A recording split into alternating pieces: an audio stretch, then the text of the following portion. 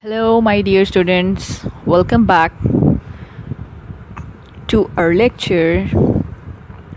Today, we are going to discuss enzymes. Let us first see the whole scenario of the living body. As we know, the life of living organisms, there are several biochemical reactions taking place inside the body.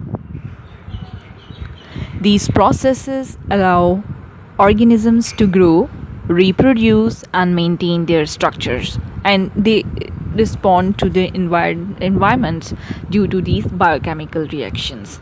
And we know that metabolism is divided into two main, anabolism and catabolism. We are not going in that detail, but during metabolism, chemicals are transformed from one form of life to the other, and they are transformed by the help of enzymes. So enzymes play a very important role in metabolism because they act as biocatalysts. What are biocatalysts? Biocatalysts are those that speed up the chemical reactions. So basically enzymes are proteinic in nature and they are biocatalysts because they speed up the chemical reactions. And we know that all chemical reactions require the activation energy, and this energy is required in very large amount. So the enzymes,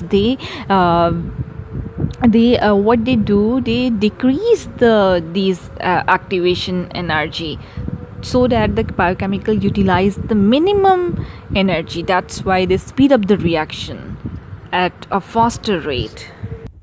Thus we can say that in the presence of enzymes, reactions proceed at a faster rate, as you are seeing in the picture.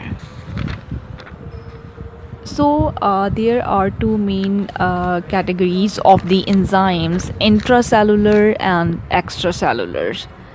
The enzymes of glycolysis that are working in the cytoplasm are the intracellular enzymes, and those enzymes that work in the stomach cavity, they are known as the extracellular enzymes.